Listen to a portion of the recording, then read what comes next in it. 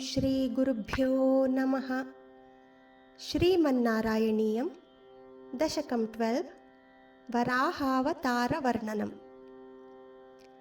स्वायम्भुवो मनुरथो जनसर्गशीलः दृष्ट्वा महीम् असमये सलिले निमग्नां स्रष्टारम् आपशरणं भवदङ्घ्रिसेवा तुष्टाशयं मुनिजनैः सह सत्यलोके।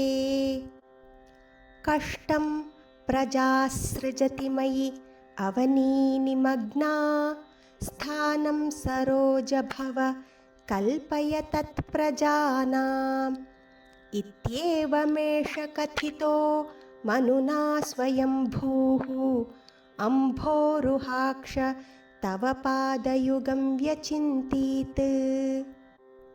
हा हा विभो जलमहं न्यपिबं पुरस्तात् अद्यापि मज्जति मही किमहं करोमि।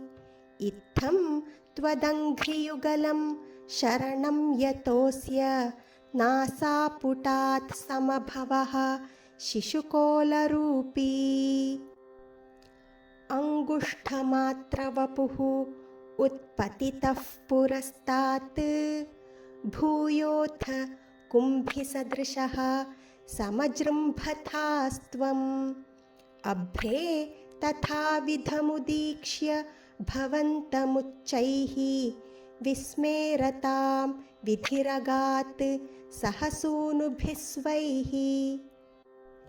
कोऽसौ अचिन्त्यमहिमा कीटिः उत्थितो मे नासापुटात् किमु भवेदजितस्य माया।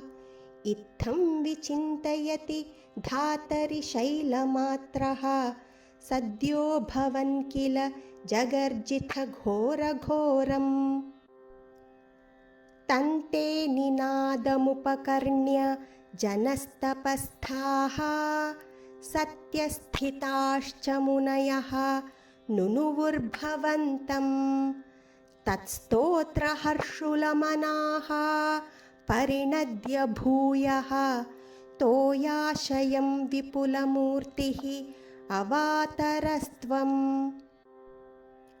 ऊर्ध्वप्रसारि परिधूम्र विधूतरोमा प्रोत्क्षिप्तवालधिः अवाङ्मुखघोरघोणः तूर्णप्रदीर्णजलदः परिघूर्णदक्ष्णा स्तोतॄन्मुनीन् शिशिरयन्नवतेरिथत्वम्।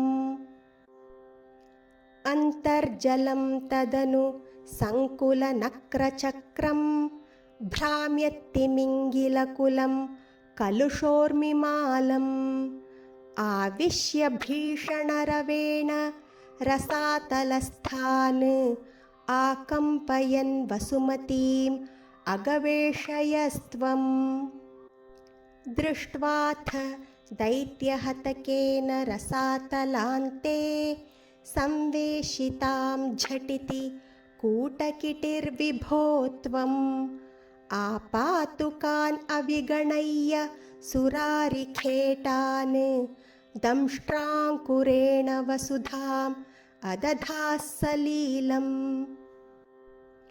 अभ्युद्धरन् अथ धरां दशनाग्रलग्ना मुस्ताङ्कुराङ्कित इव अधिकपीवरात्मा उद्धूतघोरसलिलात् जलधेरुदञ्चन् क्रीडावराहवपुरीश्वर पाहि रोगात्।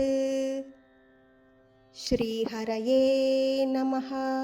गोपिका जीवनस्मरणं गोविन्दा गोविन्दा। ॐ तत्सत् सर्वं श्रीकृष्णार्पणमस्तु।